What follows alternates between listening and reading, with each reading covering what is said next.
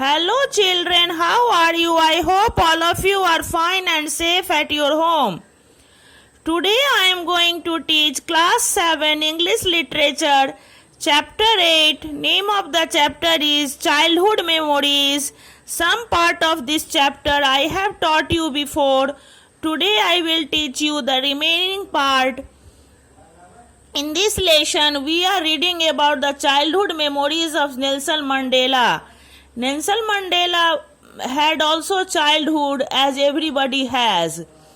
He spent his childhood most of the time playing with his friends in the open area of grass, and also he told that he learned his lesson one day from a donkey who was difficult to manage, on whose back all of them were jumping, going up and down. When his time came, the donkey threw him in the thorn bush, and so what happened? He had lost his dignity, his prestige among his friends. When donkey unseated him, he learned that to make somebody ashamed is to make him suffer with an unnecessarily cruel fate. Even as a boy, he defeated his opponents without dishonoring them, without disrespecting them. After games such as these, I would return to my mother's kraal. Kraal means a hut which is surrounded with fence. He went to his mother's hut where his mother was preparing supper. Supper means evening meal. Whereas my father once told stories of historic battles and heroic Xhosa warriors, my mother would enchant us with Xhosa legends and fables that had come down from numberless generations. His father would tell him stories of the historic battles and heroic Xhosa warriors. Mother also enchanted Xhosa legend and fables, the story of Xhosa, which was coming from the countless generations. These tales stimulated my childish imagination and usually contained some moral lesson. These stories, tales means stories, stimulated his childish imagination and generally contained some moral lessons also, taught him some moral lessons also.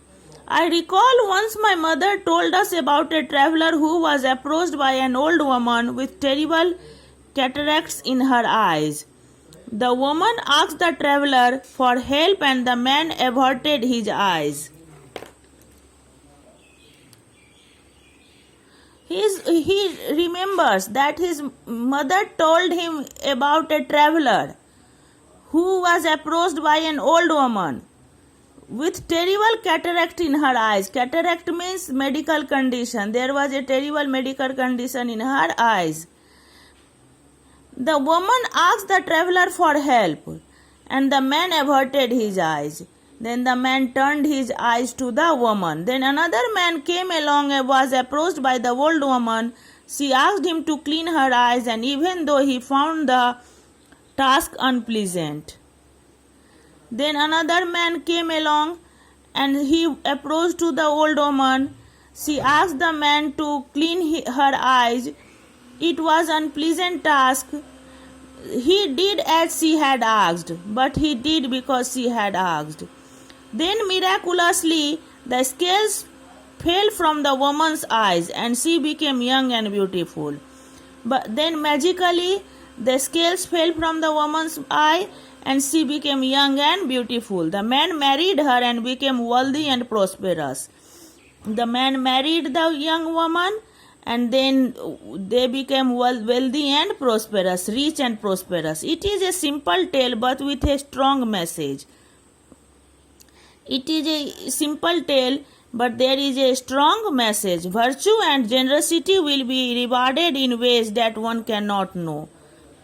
Virtue and generosity will be rewarded in ways that one cannot know. What is the strong message? That virtue and generosity will be rewarded in ways that one cannot. Virtue means good quality or habit, and generosity means willingness to give something. This will be rewarded. The good habit and willingness of giving something will be rewarded in ways that one cannot know. Like all Xhosa children, Xhosa is a group of Bantu people in South Africa. I acquired knowledge. Acquired knowledge means I gained knowledge, mainly through observation. Through observation, he gained knowledge. We were meant to learn through imitation and emulation, not through questions. When I first visited the homes of whites, I was often dumbfounded. Dumbfounded means speechless by the number and nature of questions that children asked their parents, and the parents' unfailing willingness to answer them. In my household, questions were considered a nuisance. Adults imparted information as they considered necessary. In his house, he was speechless when he saw in the white people's house children were asking numberless questions, number and nature of questions, and parents were also replying their answers. But in his house, it considered a nuisance. Adults imparted information as they considered necessary. Only they share their information which they thought it is necessary. One day, George Mevicla paid a visit to my mother. Your son is a clever young fellow, he said. He should go to school. My mother remained silent. One day, a teacher, George Mevicla, came to his house, visited to his mother, and told that your son is a clever young fellow. He should go to school, and mother was silent.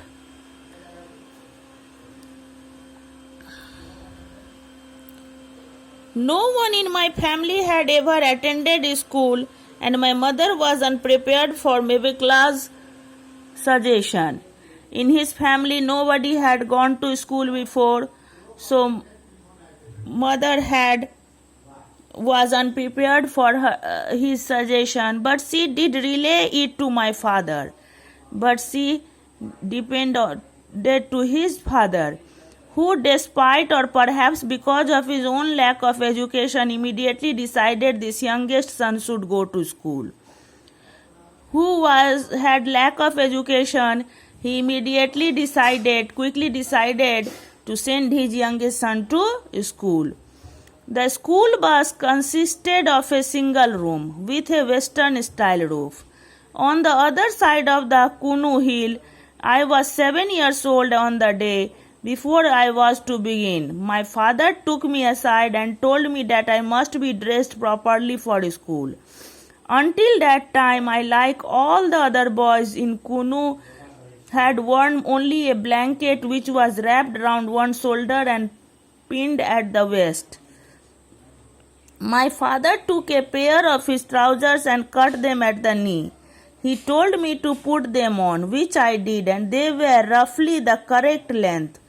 Although the waist was far too large, my father then took a piece of string and tied the trouser at the waist. It must have been a comical sight, but I had never owned a suit that I was prouder to wear than my father's cut-off trousers.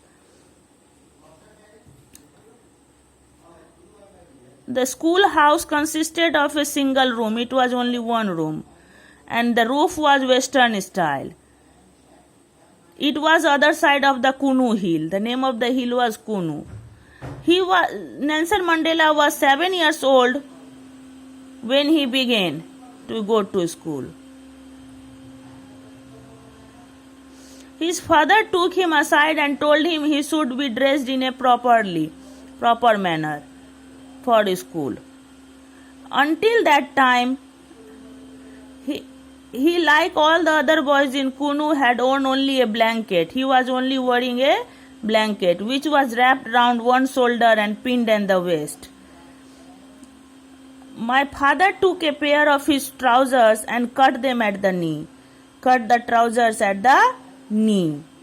He told me to put them on, and he told him to wear them, and which he wore. They were roughly the correct length, but the waist was too large. Then his father tied his waist with the piece of string, the waist of the trouser, and then it was looking like a comical sight, funny sight. But he is telling that after wearing suit, he had not felt prouder that he felt when he wore the father's cut of trousers. Thanks.